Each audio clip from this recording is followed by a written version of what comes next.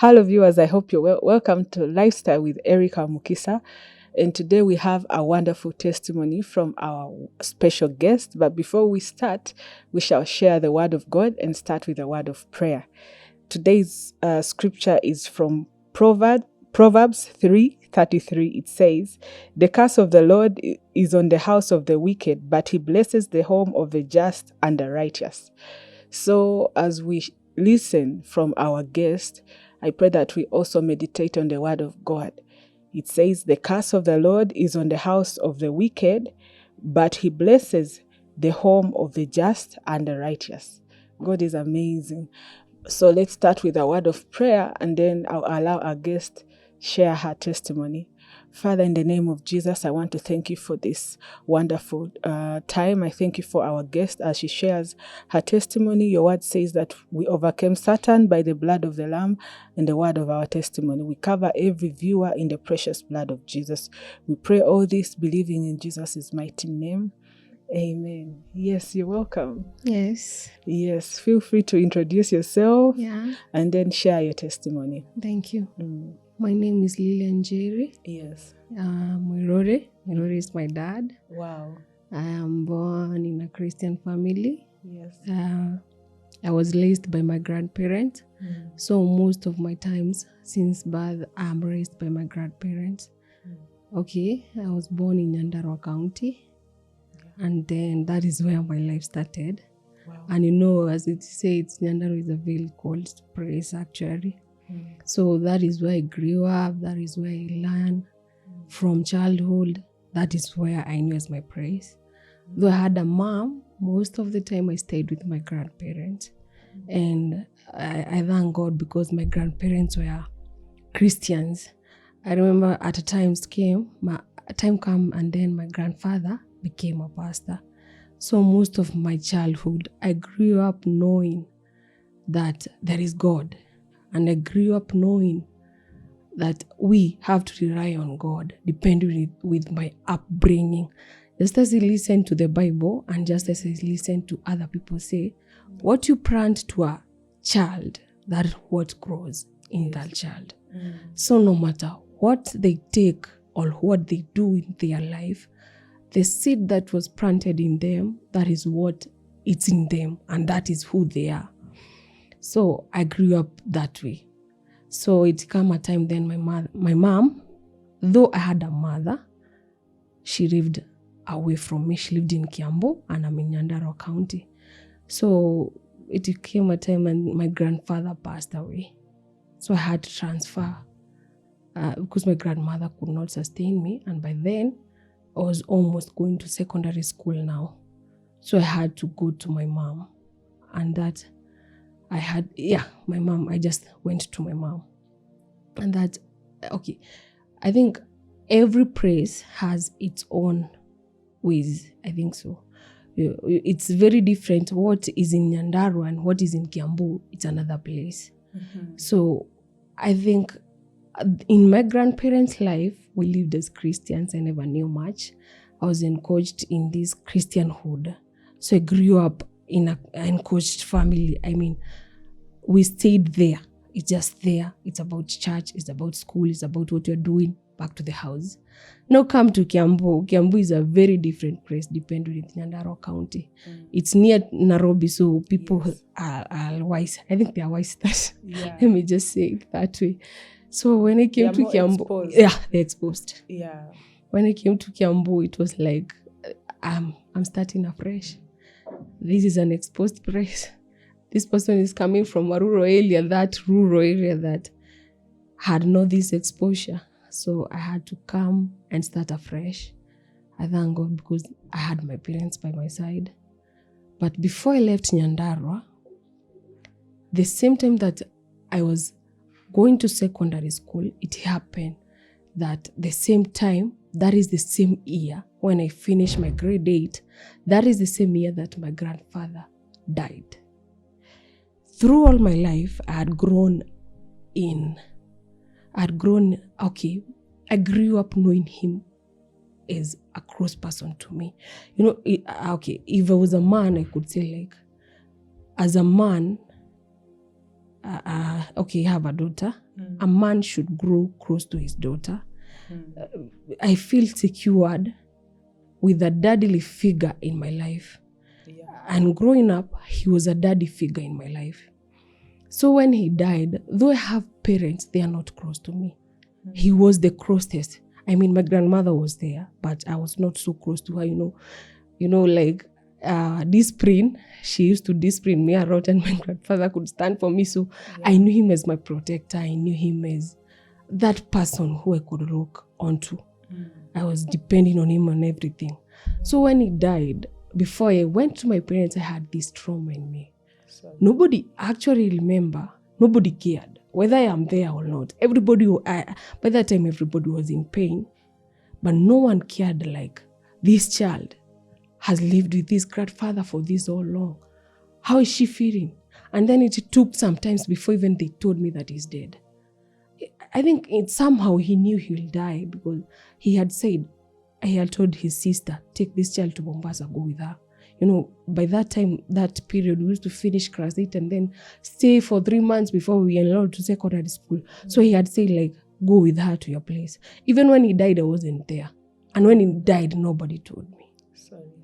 So when I came to learn like 2 days to the burial. So for me, it was like, I have just known, and then we are traveling, then we are burying him, then it's gone. And then from there, nobody cared. What happened to this child that all her life she depended on the grandfather? I remember even when my mom came to check on me, when you have to do your KCP results, examinations, it happens, they have a prayer. They have a ceremony before now, the KCP. And remember my mom came. And I left her in school and went to search for my grandparents. By that time, my grandfather was sick. He was in the house. And when my mom came, she brought a lot, but I wasn't comfortable with what she brought. I felt that emptiness of that parent that I grew up with. So I left her and I went to my grandfather. He prayed for me, and then I came back to school and did my KCP. And actually, I passed so well. I remember even I got my result on date 29. He stayed on date 30. On date 31, he was dead. So it's like he was just waiting to see what I have brought up. Okay, then we come like, now he's dead. I am alone. I am broken. But no one knew. Anyway, it's like everybody was broken, but no one cared. Like, this child has grown up with this man. What is about her? What is next? So I went to my parents' place, and coming to my parent, I have not grown with them for all this long. No way you're going to tell me that this relationship will be good. I was by then 13. How come I am 13 years old and you're taking me? They won't take me as someone who is big. They will take me as a kid, just as if they know me. But there is no attachment. We are not in a relationship with them. So most of the time, we could not relate. Most of the time, even now, we don't fully relate so well. Because I have not grown up with them. We have grown distant. We have not lived together. They have not even known my childhood. Though they were there. They were supportive financially. They were good. But there's that inner you. They don't even understand even now. It's very hard to understand. So I came to this place, and now, okay, I have learned, like, growing up, searching for love, it's something else, I lost that love that I had. He's dead. So no one to take this place. As I came to my parents are just like, okay, they're enforcing discipline. They're enforcing, okay, they want this child. They want their child. But they are not enforcing love. There is no love. I never felt the love for me. I don't know if through them maybe they were expressing, but to me, it was not enough. So I was looking for love anywhere I could get it. Just anywhere I could get it. And the worst of it all, I remember my grandfather was called John. Here comes a guy called John into our house. He's My mom loved to call him. When the TV has a problem, he's the one to make. When the phone, sometimes these touch phones, they have complicated setting that you do not understand. My mom could call him. When he calls him to the house, the guy is not after those settings or anything. He has seen someone in that house. And then he's called John like my grandfather. So to me, I don't know if I was too easy or too what. Vulnerable. Yeah, I was vulnerable. For one reason, I felt empty. I gave him this gap to fill. And giving him the gap, okay, to me, what I felt towards him, I was looking for love and looking for a man, a father figure in my life. To him, he doesn't take me that way. He sees something else. So he came into my life, and through it all, I had a child. Well, another life started. That is another life that started from there. I remember I had my firstborn at Form 2. He's now almost 10 years old. Wow. He's almost 10. And the guy was no more. He's there even today, but he was gone. Not being a mother opened another chapter in life. You're a mother and you live in your home, but still you're empty. I have kids. I now have 2, and I've come to learn like you have to know your child. Everybody has to know your child. Not unless they instill your child in a Christian way, teach them the godly ways, and you as a mother or a father, fill your gap. It will not be easy. Like, every child will be very open to the mother if the mother is close. Yeah. I mean, like, sometimes I say, if my mom was very open to me, by then, there's some things that I could not have done. Maybe I could have opened up to her, and maybe she could have given me precautions, or would have could have told me, do this and this, or this is the way we do it. This is the way, like those days. Like those days, we used to be told as we grew up knowing kids are bought from the supermarket. Actually, nowadays, there's no child you go and say like, there's no child you tell that a child is bought in the supermarket. Every child knows what goes on. So it's very easy to even tell the child or caution the child about everything that is there and be open. I mean, by then, if my mom was close and open, I think some things, I don't blame her for anything, because I cannot blame her for my own doings. But I feel like some things could not have happened. And I feel like now there are those parents whose kids are just losing their way, and yet they could have been protected. They could have been saved. There is something else that could be done. Yeah. I feel like for me, by then, I was just me and me. When I go to my mom, she's harsh. I cannot even tell her that someone is approaching me. I cannot even tell her that I feel empty. I cannot even tell her that this and this is going on. But for me, as I have run with my own kids to try to create this relationship. So even when this child needs a gap to fill, I am there to fill. This child needs a shoulder to cry on. I am there. There's no need for your own child to go to find another shoulder to cry on, or else you are living. Yeah, that is what happened to me. I was just looking for anywhere, just like anyone who can offer me a shoulder and show me like this is where you need to lean on. It was too easy. And then maybe the person does not have the same agenda like me. May have an agenda to cry on, to feel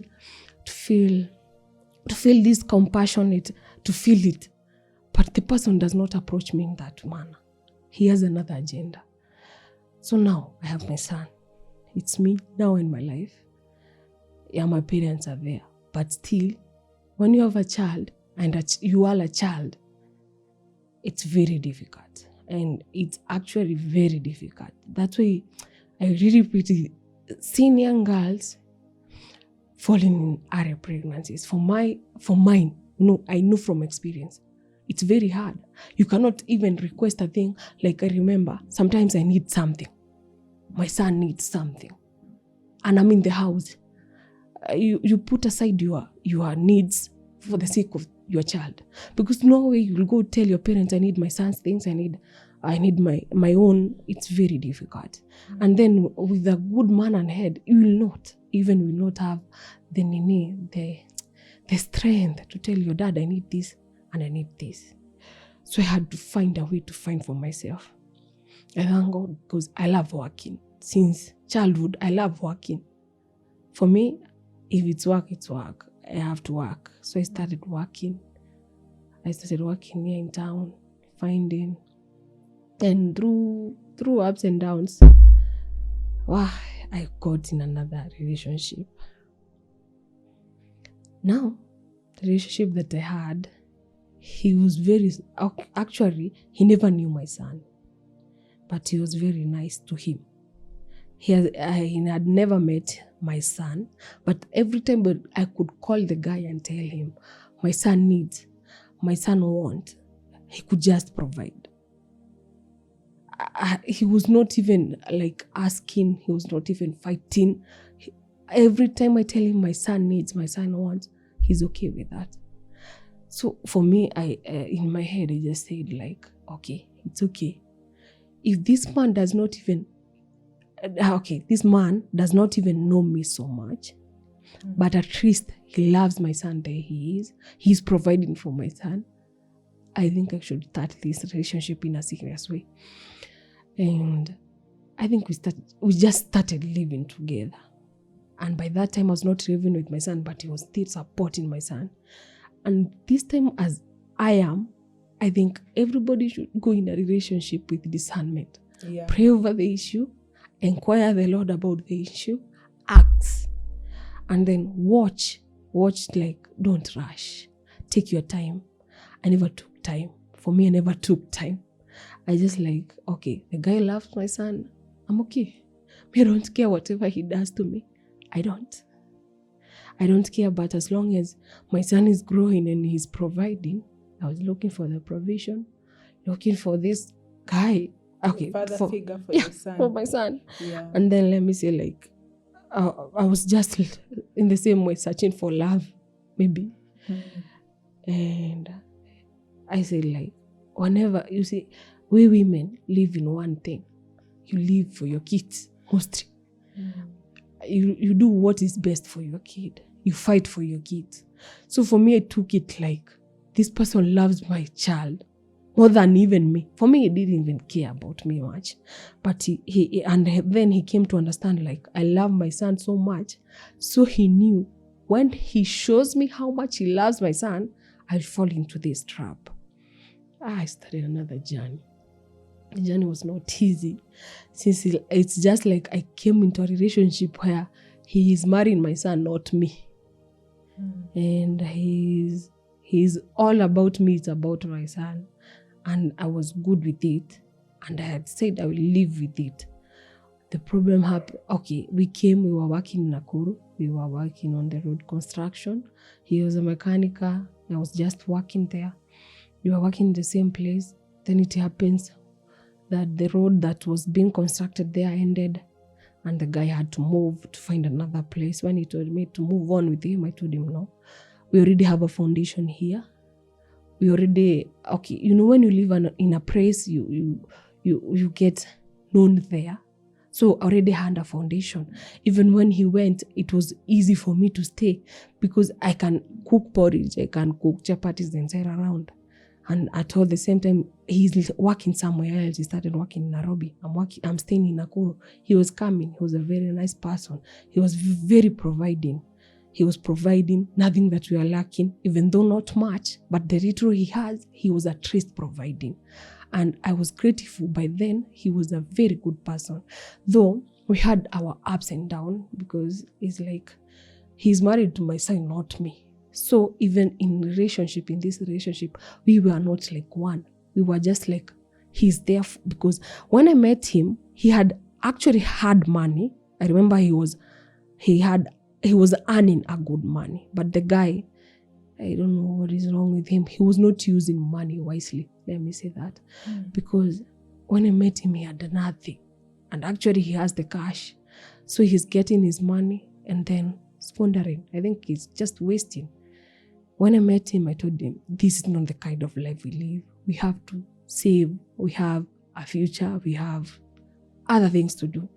So when we stayed, he could see like, I'm saving this, I'm doing that. I remember I met even sleeping on the floor. I told him I can't even sleep on the floor. We bought some bed, we bought this and this. At least he saw a woman figure in me. He saw someone who can stay and take care of his property. I think that is what, because even that is what he saw in me, because every time he could tell me, I don't want you to go anywhere. I want us to stay. But not to stay because we are in a relationship or we are together. To stay, to take care of his property. To stay, to help him put them together. That is what he wanted. So, he went to Nairobi, he left me. Still, he was supporting me. He knew one thing. When he sent me his money, part of his salary, I will not waste it. He was sure about it. I will do something. And when he comes around, he will see what I did with the money. He was sure I was working somewhere else. So I was working, selling my own porridge and chapatis around. So he was sure his salary will not be wasted. So he used to send me part of his salary. Then the rest, he would do whatever he wanted. And I never cared because that is not my business. I'm living in Nakuru, he's living in Nairobi. He used to come. Then it happens that now the guy started changing. The guy is not coming, no communication, but somehow he was supportive, though he never wanted much communications. He's changed.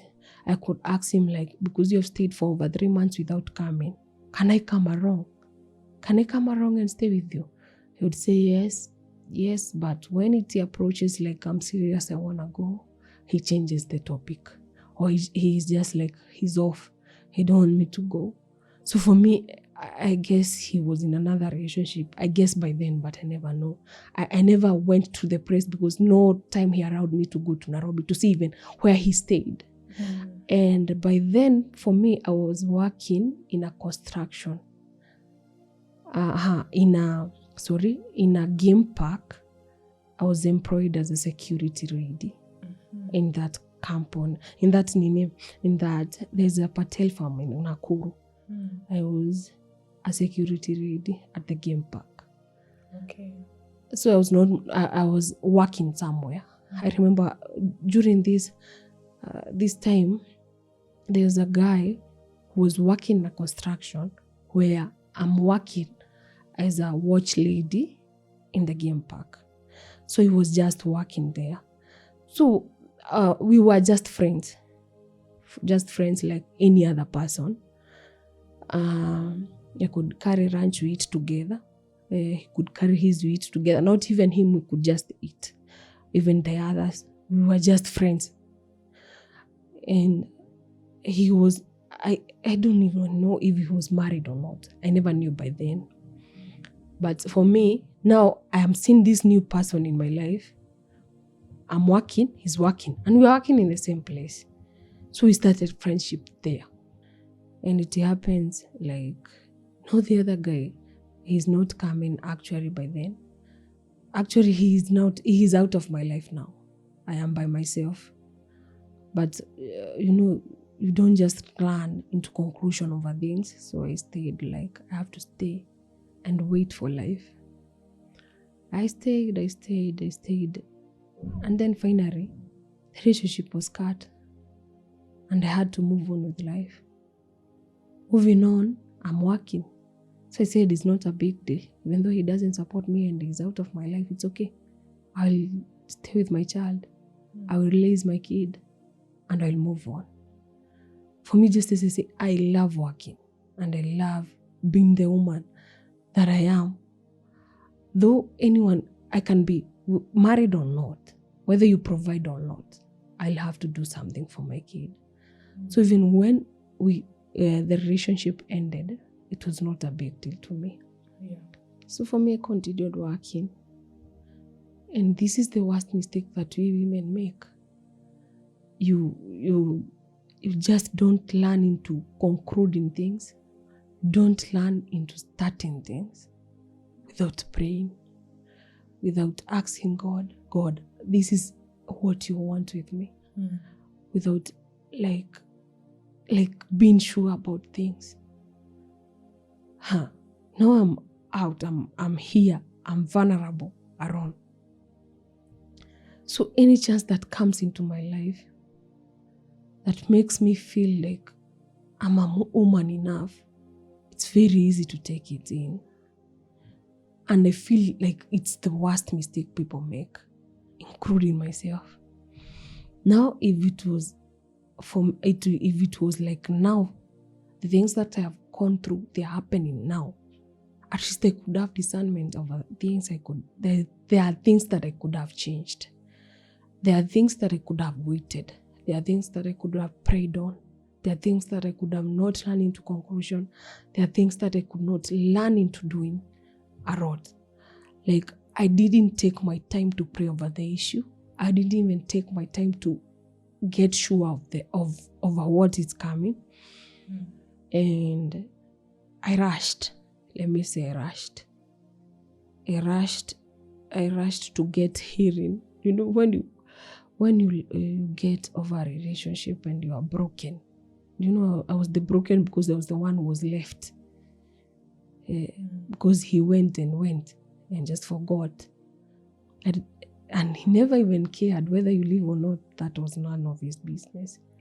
So this brokenness, I took it too deep in me. So I fall into this trap, like we are eating together, we are working together, we are always together. So it was very easy for me. And then during that period, I came to learn that the guy was married before. No, I came to learn that he was married before and I'm already living with him. Because at my place of work, I remember we are working together and he was not comfortable with that. He was like, I should stop working at this hour because I was going very early in the morning. Before 4 a.m. I was already at work, so he was discomfortable with this kind of work that I'm doing. I am getting up too early, I'm coming too late. He told me, you should stop working. Stopping working, I am staying with him. I'm in another relationship without discernment, without praying, without getting encouragement over things, without doing the right things, let me say. So I'm in a relationship now.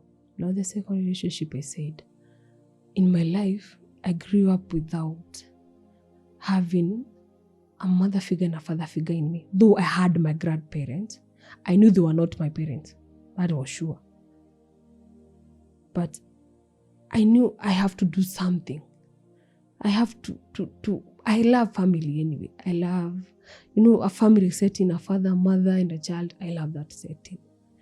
So to me, I wanted that setting. All along, I wanted that thing. I wanted that parenthood for my child. So I saw like this guy, he's a very nice man.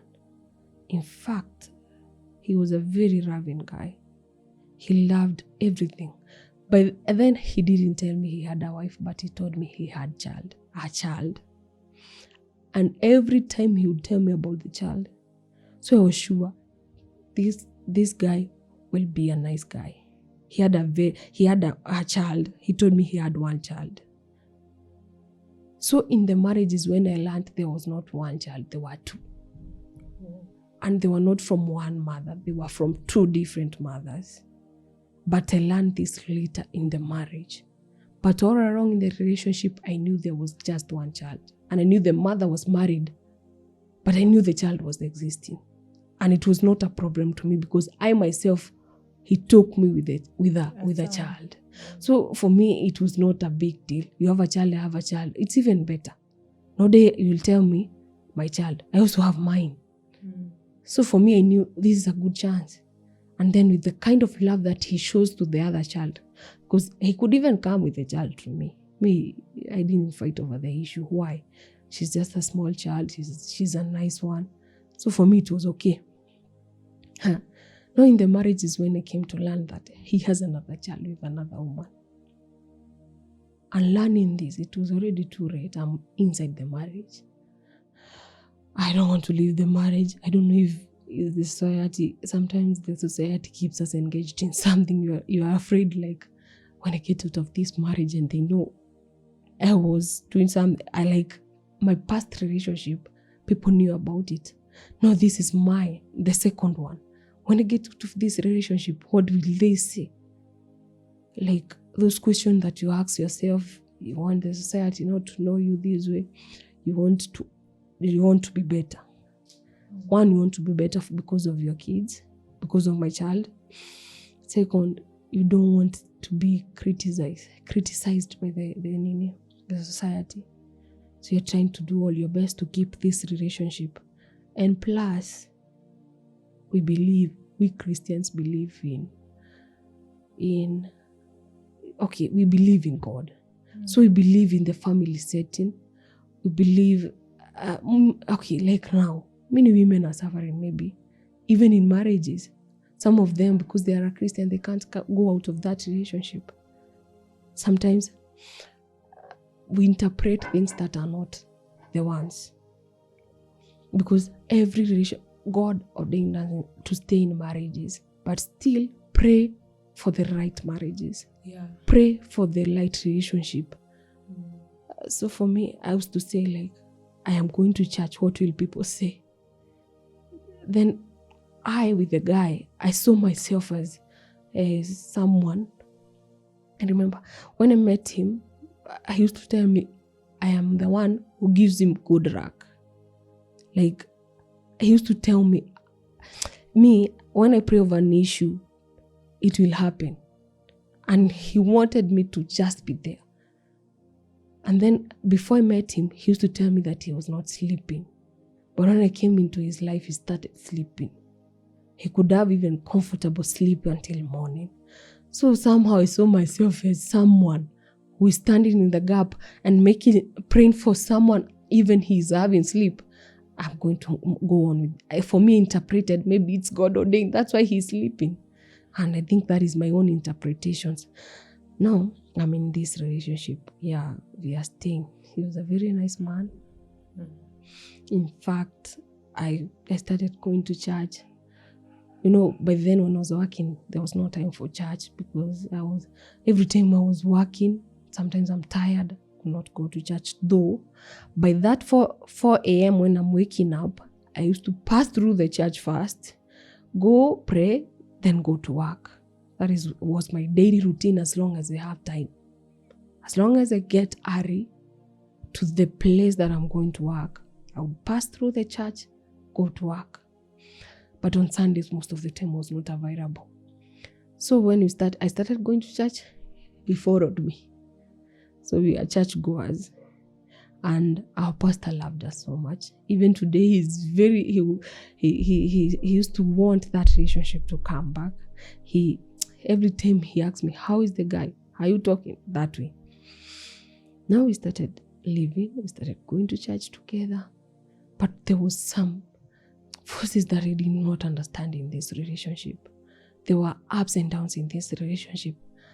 Sometimes he could want me, sometimes he's out. Now in the relationship, I came to learn that he's married. And the worst of thing all, that time that I learned that he's married, he's not just married.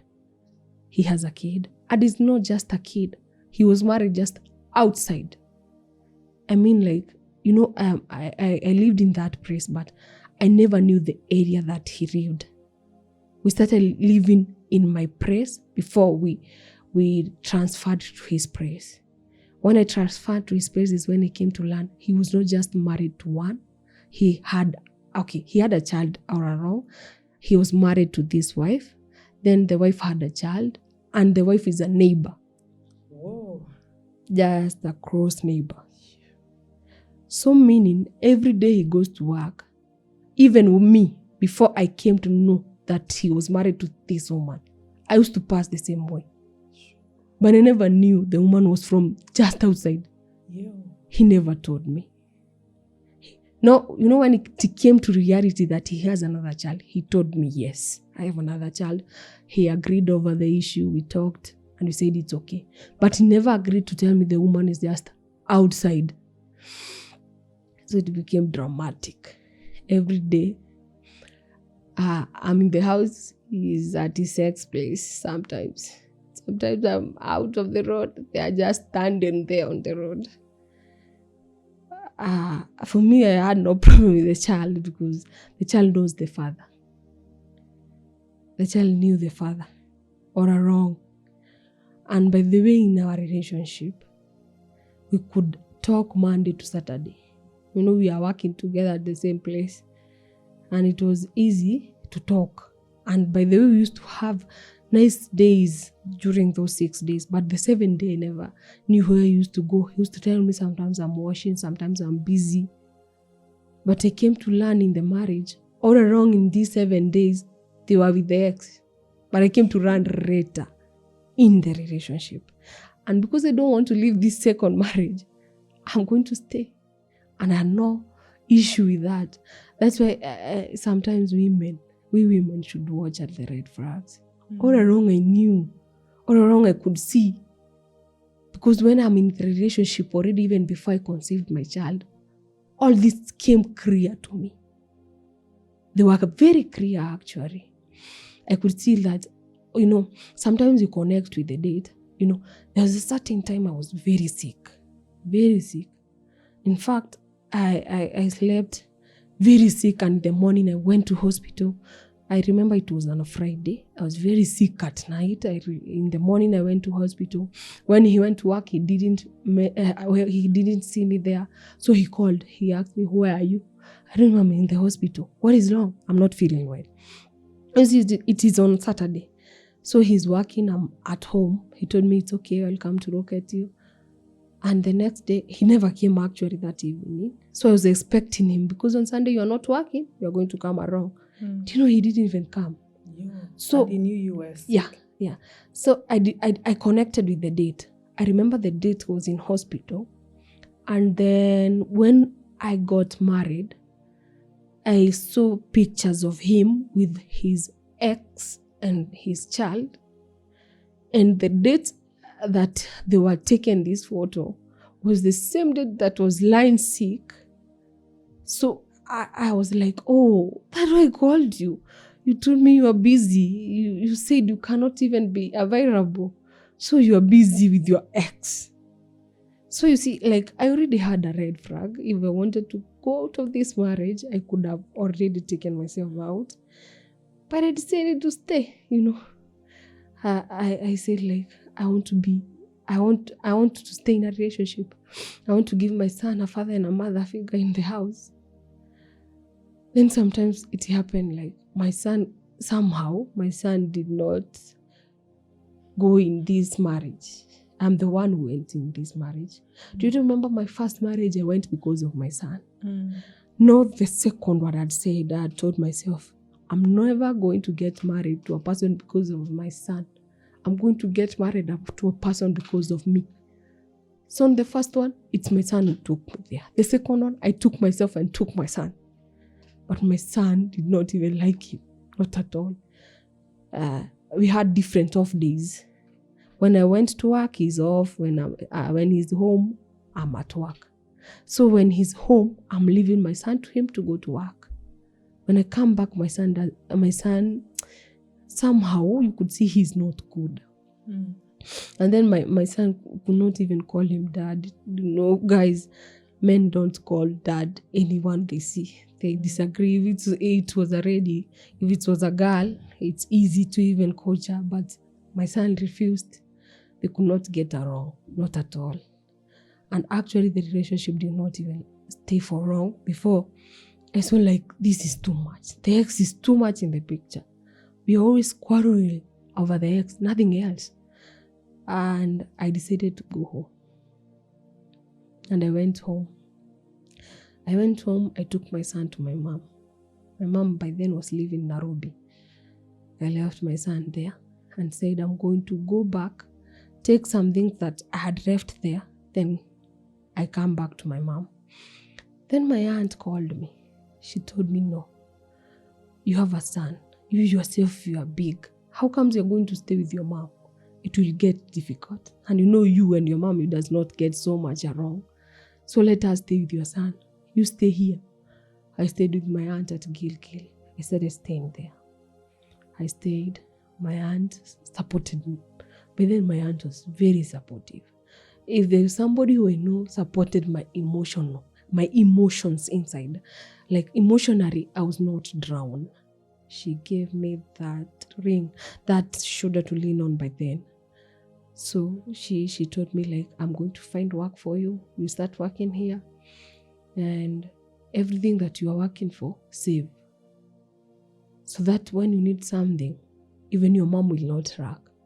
She supported me. She gave me everything that I needed. So I stayed. I stayed with my aunt over 3 months I stayed with my aunt from September. And on January, the guy is back in the picture. Actually, he started being back in the picture on December holidays. He started telling me, hey, I cannot live without you. Those things that men said, all of them to get you back. And because in my head, I knew I needed this relationship. Do you know I went back by myself? He's the one who sent me the fare, and I went back. End of January, I was there. We started living. Again, now we said, we are going to sit down and talk about this. What happened before will not come to happen again. Let's remove the ex in the picture. He said, yes, but don't remove my kids in the picture. And I told him the reality. There's no way I'm going to get your kids out of your life. For one, you are their father. Be it where or where, be it who says or who says no. The fact remains, they're your kids. You can't change the fact. They're already there and they're existing. So the kids, I do not even have a problem with the kid. The only problem I have is your ex. We cannot be two women living in the same place and you are from here, you are here, you are here. That is not possible. So before I went back, we had agreed on that. And he said it's okay. But I think, okay, for me, I don't know much. But I think what he was doing, he was not doing by himself. He was not himself at all. Because no way you tell me that you are soberly minded, and yet the things that you are doing, they are not sober. No day today that you love me, tomorrow you don't. No day that today you can't live without me, tomorrow you do not want to see me. It's as if some spiritual forces was enforcing you. Because I remember even sometimes I could pray in the house and it's just slapping me. I'm praying, he's slapping me. Or he's laughing. And he's laughing that, you have ever seen a person laughing and he's laughing at you. He's like putting that face, it's like, what you're doing is nonsense. What are you doing? Now, me, I am back to the marriage. And this time, we are one. You're not going to fight over ex. You're going to live. And they agreed. We started this afresh. We are going to church. We are there. But in this relationship, still there are ups and downs. The ex was still in the picture, but I didn't know. You know me, when I'm a woman of the house, you'll meet me. If there are cows, I'm going to find grass. If there are what, I'm there. If it's time to plant, I'm planting. If it's time to everything that happens around the home, I'm there. So I'm too busy, and the guy is too busy with the ex still. This is the second time I'm in this marriage. This is I have run away, he has taken me back. So we are secondary, the second time we're in this marriage. Now, it got to a point that I am tired. And by this time, it was not just tired. The guy was even beating me. Over the ex. Beating you? Yeah, over the ex. And not just a beat. I remember even before now I came out of that marriage, he called me.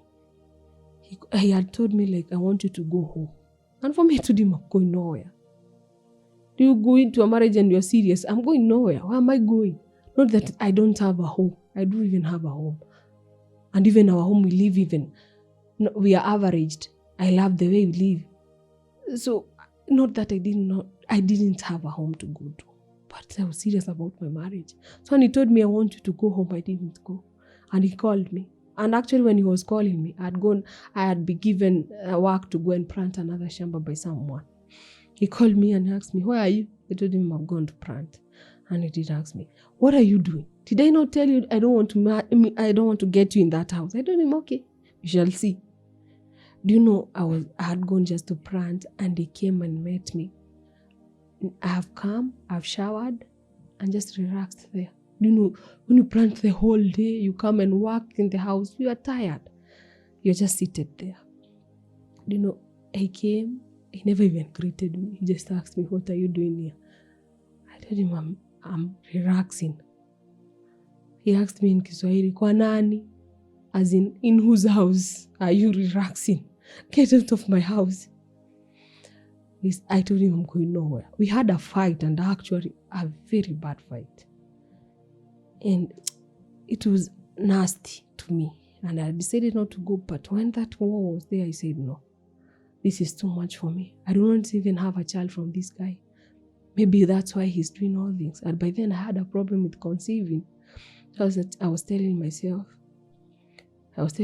like, no, I have to go. But before I went, I remember like a month ago, I was a church goer. So I had gone to church and told God, we have been praying about this issue of me not conceiving. Lord, I'm going to wash this house of yours. And as I'm washing your house, wash my house. I remember I washed all the seat in the church by myself. All the seat in the church by myself. And was very tired. And even in that day, instead of telling me I'm going to church, he had accused me of going to men. And I stayed in the church for the whole day. And no, even some other days he had accused me of doing things that I was not doing. I was going to church, he was saying I was going to men. So even this day when he came to chase me away, I was done with the church and I just went. I said, this is too much, I'm going. I went and after I'm home. I didn't even tell my mom by then that I've been chased or we had a fight. I just told her I've come to visit. But my mom was like, no. 3 a.m. in the morning. You've come to visit. Are you chased or how? How did you come this early? And then, I had bruises anyway. Mm-hmm. So my mom somehow noticed. But she didn't even ask much because she was like, you don't want to tell me? It's okay. I stayed in home. Within 1 month, not even a month, I think within 2 weeks, he called me. He asked me, are you okay? I told him, I'm okay. He asked you, are you sure you're okay? I told him, I know I am okay. He told me, you don't know yourself, you're not okay. Himself, he told me that way. But then I was trying, I wanted to apply for a passport to go to Saudi. I had made up my mind. I'm not doing anything to do with this guy. I am tired of marriages. I am going. I want to go to even Saudi, find for money, as in find my life. That is what I decided.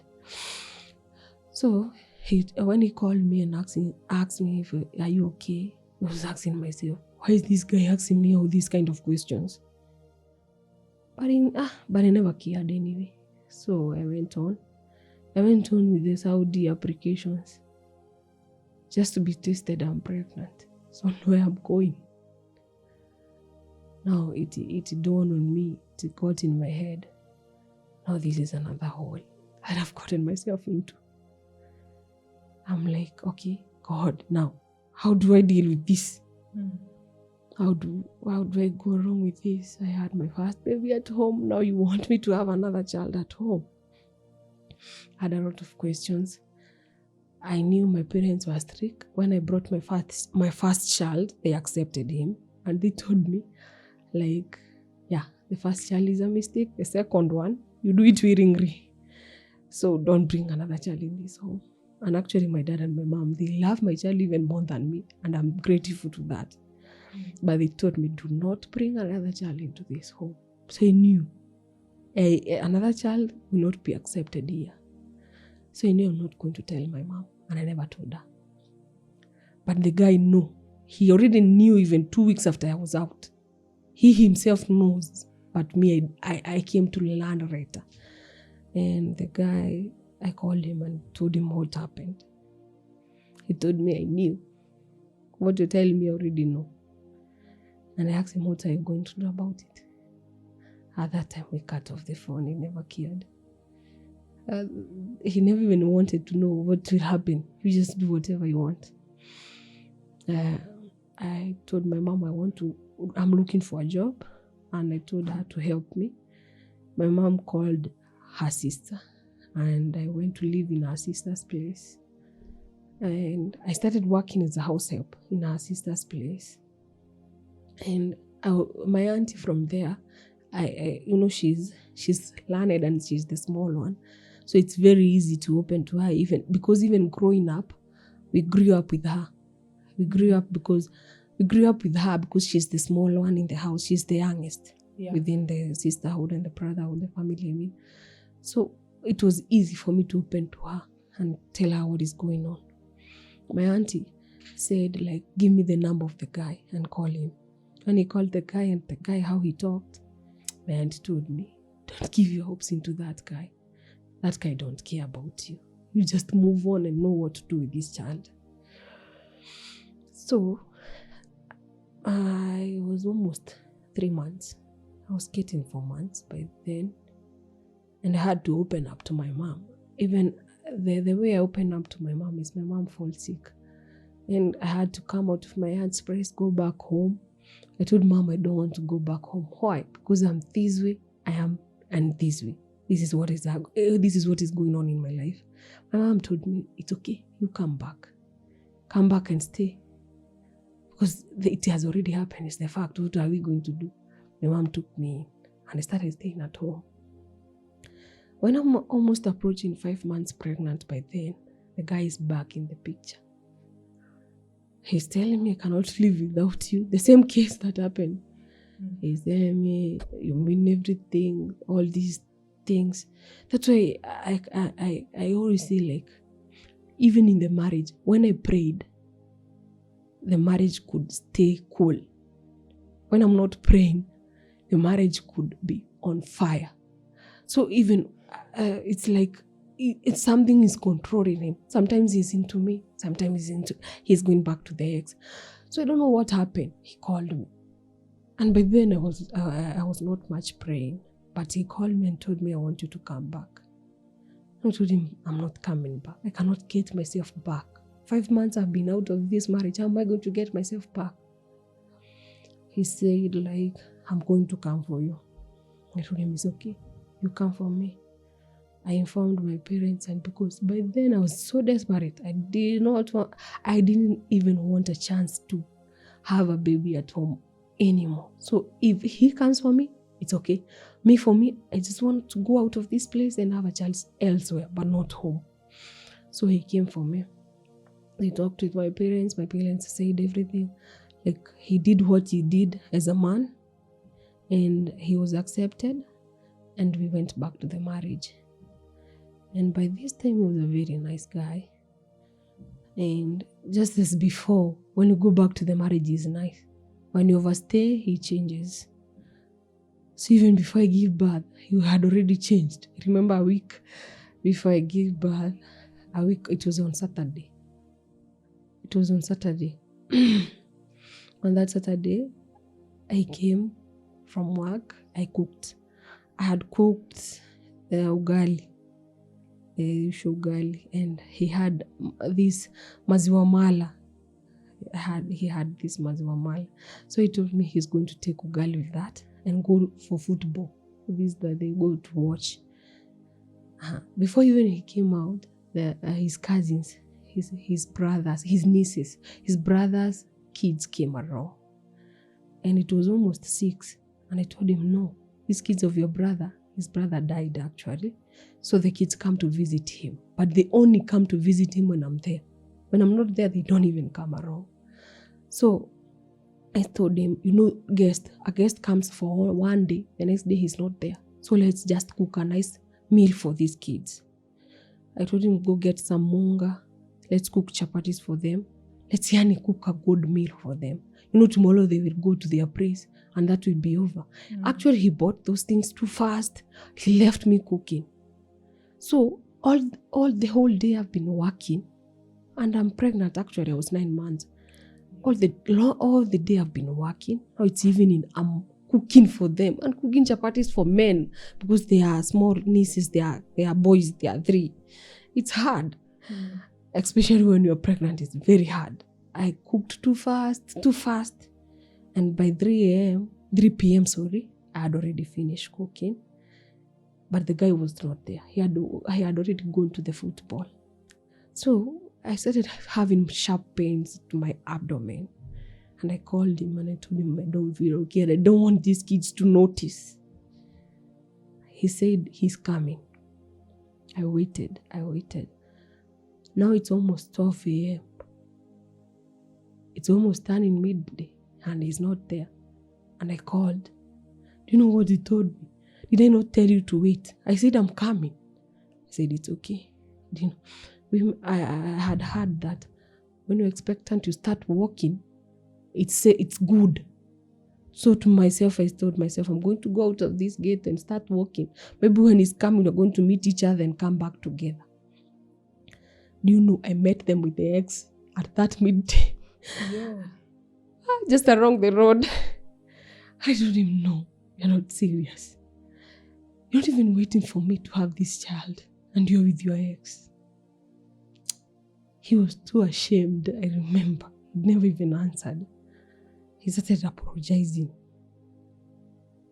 But actually, I say I just want a priest to give birth. So I don't care. Let's go back. Yes, it was mad. Yes, it was nasty during that night. But we had it all. It was on Saturday. So on Sunday, he just went to church. Too tired.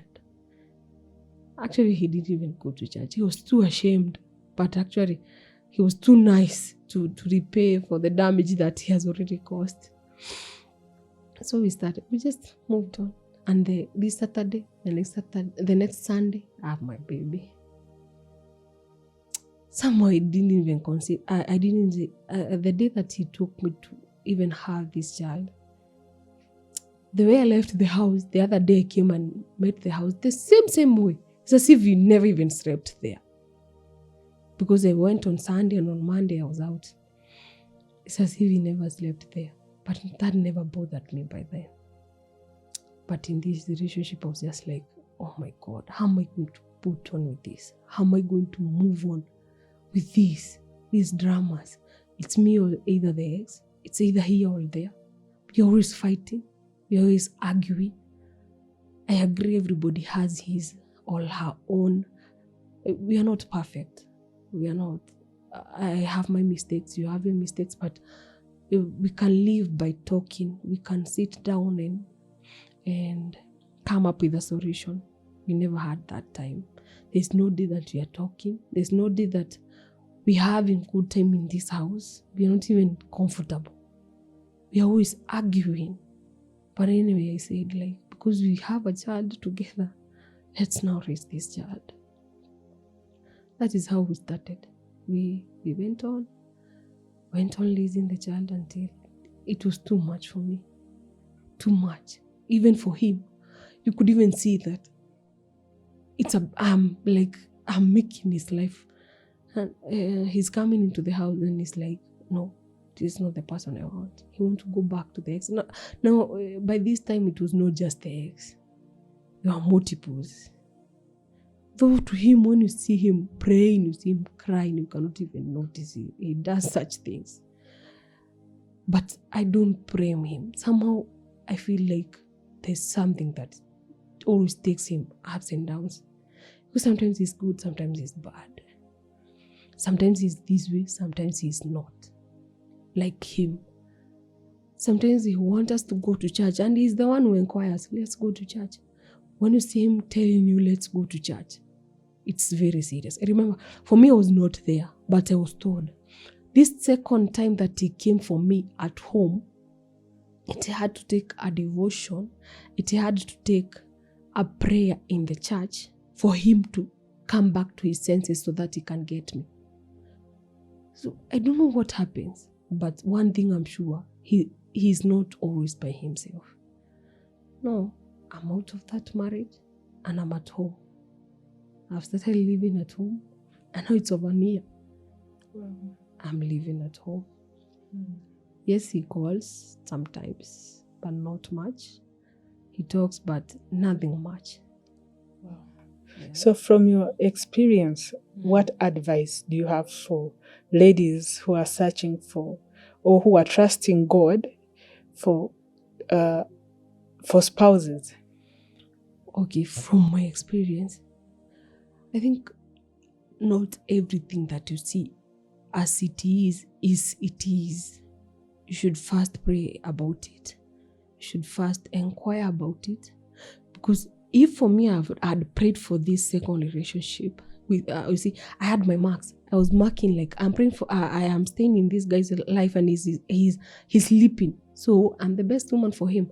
I had given myself this relationship and not let God give me the relationship.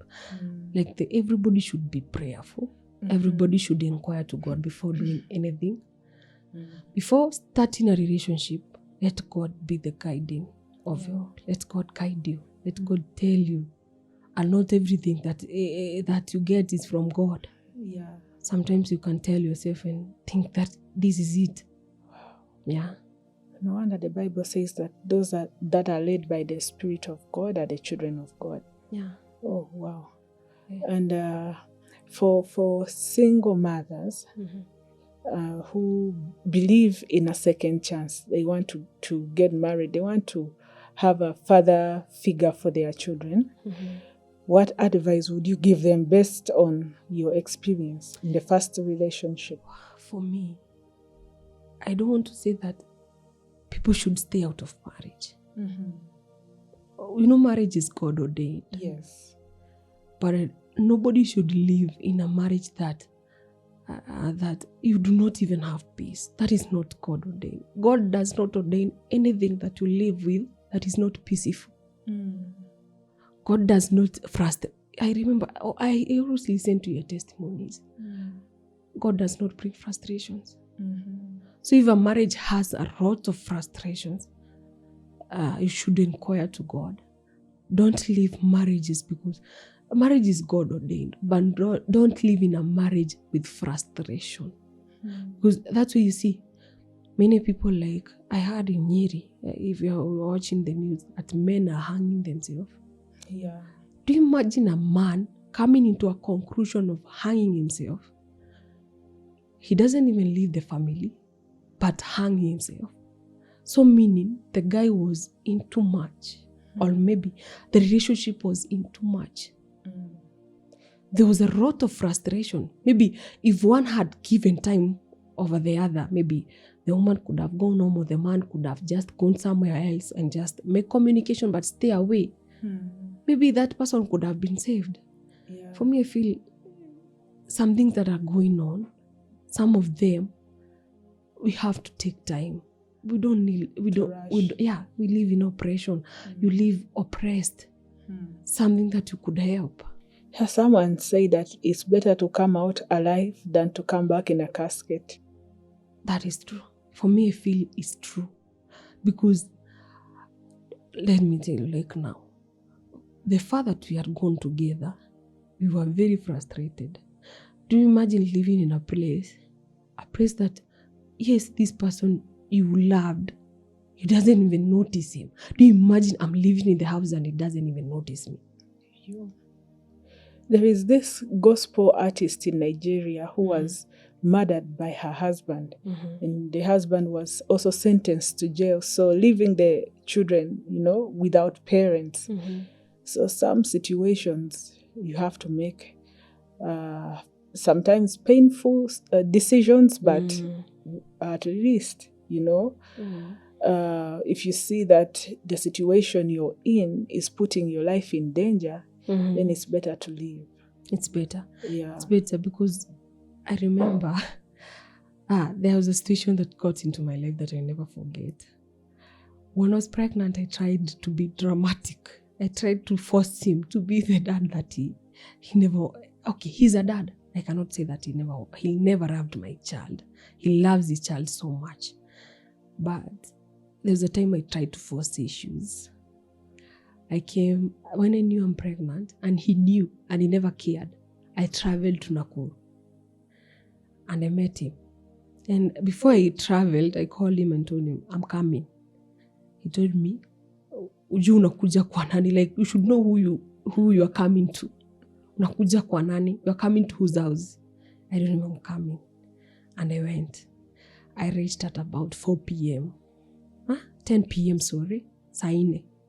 And I knocked at the door. When I knocked, he never opened. In fact, he pretended like he was sleeping. You know, I told him in the door, I told him in the window, I'm going to sleep here. In the morning, you shall meet me here. He was okay. You sleep there. But when he had, like, I'm going to sleep there, I had the door opened. And he's just pretending, Mamangu, you have come. My mama, you have come. He opened the door. He welcomed me as his woman. And the worst, men are funny. He welcomed me like a woman, like his woman. He did whatever he did. Then around midnight, he called his mom. I told him, Lilian has come and she's saying she's pregnant. And I want you to go to sleep with her at your house. I told him, what? Do you know, beside that, we are living in this house. I also got married with my own properties in that house. So I told him, how can I go sleep at your mom's place? Though I am from home, I've never even slept in your mom's place. I'm going to sleep here. And when he saw that I'm serious, he allowed me to sleep. And we slept like any other man and a woman can sleep. In the morning, he woke up, he prepared himself to go to work. And I told him, it's okay. You go to work. Because I came late night, you shall come back and we talk. Do you know, he told me no. That you're going to stay at my mom's place. I told him all wrong. Have I ever stayed in your mom's place? Why are you telling me to stay at your mom's place? We had some argument. He tried to throw me out, but he was unable because I refused to go. But you know, I came into a shock, like my bag was already outside, the one which had come with it. It was already there outside. He wanted to throw me out. Oh, wow. He wanted to throw me out. It's just that I refused. This man was making my life. Actually, there are those things that are very clear. But we have got eyes, but we pretend that we don't see. So you saw all the red flags and you ignored. But I just stayed. Wow. And that is what is happening. Many people are just staying. Many people are just giving hopes on things that will never even happen. Though it's good to be hopeful, it's good to be prayerful. But it's good to be watchful. Watch. Yes, watch and pray. Watch and pray. Wow. Don't just stay. Wow. So viewers, let us know what you think about our guest's experience. Have you learned something? Let us know in the comment section. Also, don't forget to comment, like, share, and subscribe, and press that notification bell so that every time we upload a video, you're among the first people to know.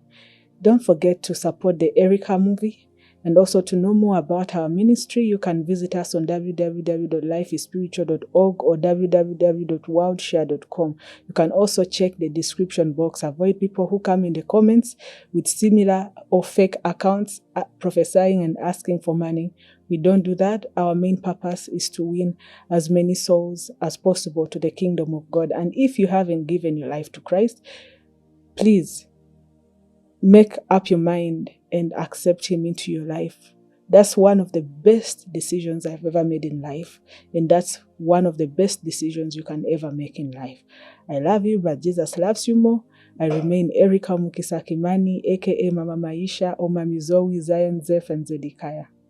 Hello viewers, I hope you're well. Once again, let me start by introducing myself. My name is Erica Mukisa Kimani, aka Mama Maisha, or Mami Zoe, Zion, Zeph, and Zedekiah. Yes, I thank God for my newborn. So I want to take this opportunity to thank you for supporting us as a ministry and also supporting my platform, Erica Mukisa's Testimonies. We've been active on Life is Spiritual Ministries platform. For those of you that have not visited us on that platform, you can go there and like, comment, subscribe, share, and press the notification bell. But I want to introduce a new program. In this program, we talk about life, and our main aim for starting this program is to raise resources towards our charity organization. We started World Share Foundation, and our aim for starting World Share Foundation was to avail education to the less privileged children and also to provide shelter, clothes, and food to the poor. We've been doing that, and we thank God He has been faithful.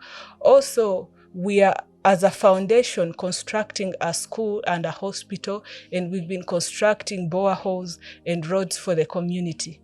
As you can see, we'll be showing you what we've been doing as a foundation. Everyone is welcome to join our noble cause. If you feel free, if you feel like you're in Uganda or you're in Kenya and you have clothes or shoes or items that you're not using and you want to get rid of them, don't throw them. There are people who can make use of those clothes, those shoes, the mattresses, the curtains, the beddings. Those things that you see like are not useful to you can be useful to somebody else.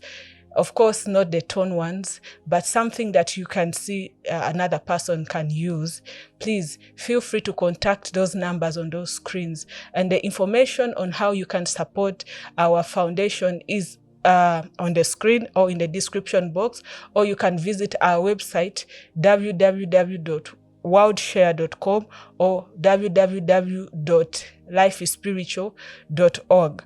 All the resources that come from our program will be channeled towards our cause. Right now, we are in the process of constructing the school and the hospital, and we are heading to Uganda to break the ground.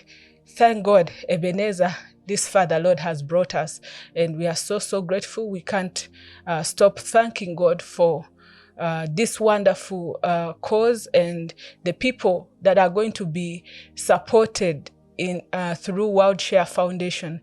We've given out shoes, we've given out clothes, we've given out food, and we've not been showing everything because we are not. The Bible does not tell us to expose every good deed that we do, but for accountability, that's the only reason as to why we are showing you what has been happening, because we've had many people asking us about the foundation and if we are still supporting the needy. Yes, we are, but we just don't put everything on camera. This program will be aired on Erica Mukisa's Testimonies YouTube channel every Wednesday at 9:30 p.m.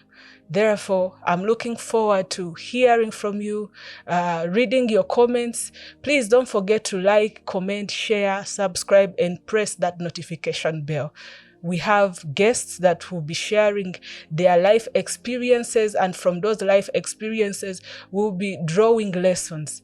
So I love you, but Jesus loves you more. I remain Erica Mukisa Kimani, aka Mama Maisha, or Mami Zoe, Zion, Zeph, and Zedekiah. Be blessed.